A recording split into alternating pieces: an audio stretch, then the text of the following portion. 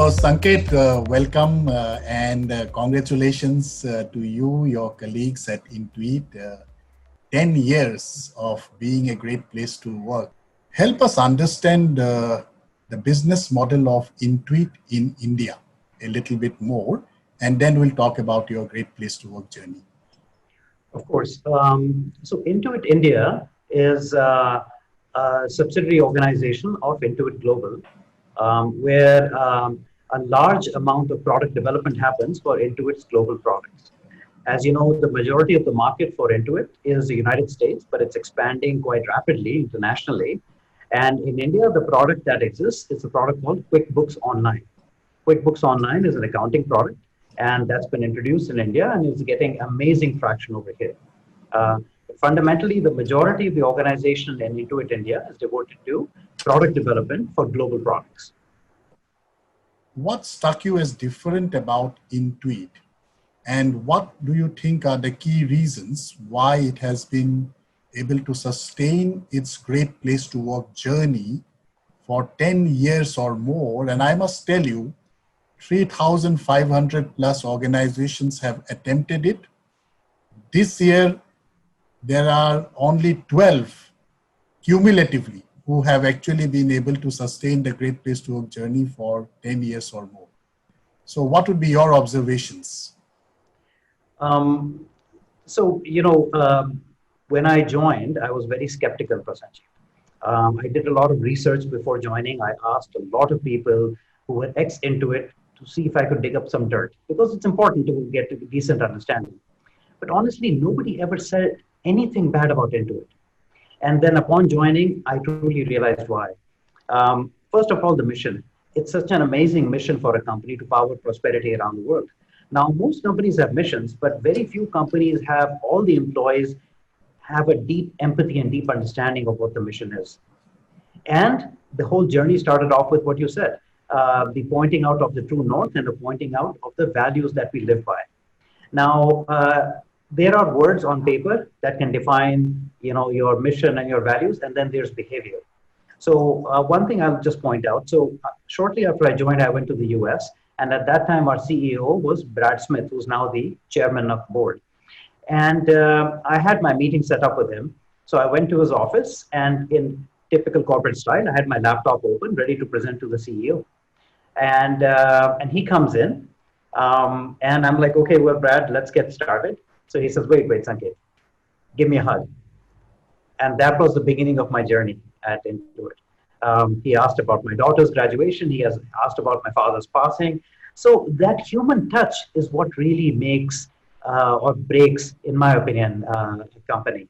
And, Prasanjit, you must have heard that culture eats strategy for breakfast. So you can have the best of the minds trying to decide what a product is going to do and where and how, but unless you have a culture of delivery and a culture of true respect for the customer, it's going to be a very, very difficult proposition. Now, what we have done at Intuit, so let's talk about Intuit India specifically. When we started off here about 15 years ago, we were an unknown brand here. The product didn't really exist here. Nobody really knew what Intuit was. Unlike, of course, in the US, where we're a household name, everybody knows TurboTax and QuickBooks. So we needed to hire some fantastic people and figure out how best to attract that talent. And with that, what we thought is the most precious thing we have is our culture, a culture that respects people, a culture that's honest, and a culture that's fun-loving. Very, very important for us. So we decided that we would like to embrace it and have employees actually experience what that culture is about and what it allows you to do. And the fundamental thing that it allows you to bring your whole selves to work to do the best work of your life. What else would a professional want to do? And now, then we had a three-phased kind of approach to it, right? So first of all, get employees immersed in the culture, make them understand the culture, be engaged, and help power the culture that's around them. Post that, once that understanding happens, then employees become actual ambassadors of the culture. So when new people come in, they talk about it, they talk to each other, they talk with peers in the industry. And finally came what I think is the master stroke. And the master stroke is letting go.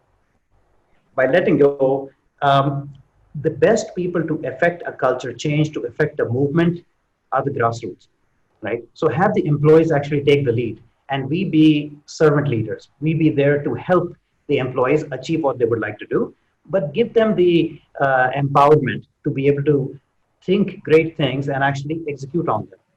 And that's how our entire journey was for the Great Places to Work. At one point in time, employees decided, we love where we work. Why aren't we number one?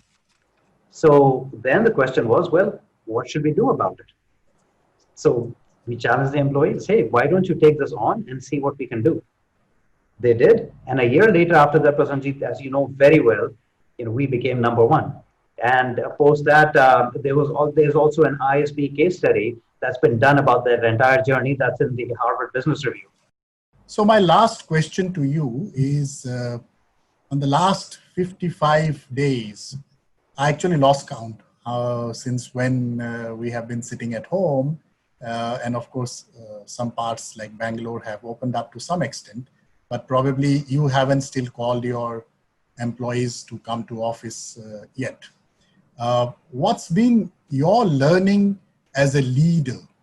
What would be some of the things that you have learned in the last 55 days, which your stint in Cornell or some of the great educational institutes that you've been to probably didn't prepare you?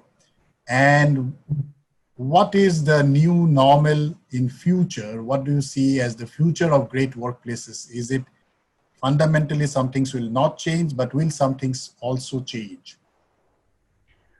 On a personal note, Prasanjit, I am a bit of a workaholic, and being at home, I think the problem is exacerbated. And so I've had to figure out ways to basically extract myself from the work situation and to have some downtime so that I'm productive. And I've done something simple, like I've taken a corner, as you see, we are in a bedroom. This is my son's bedroom. My son is at Cornell. And so we have a corner here where I've set up my office. I come here to do work. When I'm not working, I'm not here. So work is here and not work is somewhere else. And that's allowed me to create the separation even within my house, and which allows me to have my downtime. And downtime is really important. What we have found is everybody is working much, much harder. Because again, everybody wants to deliver, everybody wants to do the best work of their lives. And when the best work of their lives is done within 10 to 15 feet of your bedroom, then people are more likely to get down and say, let me just put my nose to the grindstone and yet have some other deliverable be complete. So all of that is there, but it takes its toll. So I think not just our company, around the industry, people are trying to figure out how best to have that kind of a separation between work and personal life, even though you're working from home. And it's happening. People are coming up with those things. We're also encouraging a lot of employees that we are speaking with on a one-to-one basis, that even in town halls, to regularly take time off, even though you are at home and people feel that, what am I going to do? There's a lockdown, but still taking time off, having time to yourself, read a book, meditate, exercise, etc., have a regimen, that's going to allow you to have a much better experience than just nose to the grindstone. For me, it's been an amazing journey of learning that. So I now have a very set regimen that I follow, and I'm very, very happy. And I'll give an example. Amongst the leadership team, we have a WhatsApp group which talks about personal fitness. So every day somebody posts about what they have done, and other people congratulate them, and then they talk about that. And all of that has led to actually a much fitter leadership team, which is a fantastic result in times like this where we're confined to our homes. So it's just been an amazing experience from that standpoint. Now, going forward, one of the things that we have realized, as you know, is that productivity can be amazing, even though people are working from home. So what does the future hold for us? We're trying to study that and figure out what it means. But my thought is that future is going to be hybrid. There's going to be a combination of people working from home and people working from the workplace. How exactly that's going to shape out is something that I think will emerge over time. And it also depends on the various locations we're at. India might be very different from the United States. Again, the demographics are different, etc. So we will have to see how that works out. But complete work from home is something that was unimaginable just perhaps even 7, 8 months ago, and look where we're at today. So I think the sky's the limit once you put your mind to it. So whatever the future is, I think it's going to be actually wonderful. Thank you, Sanket, so much. It's been amazing. It's like an absolute learning opportunity.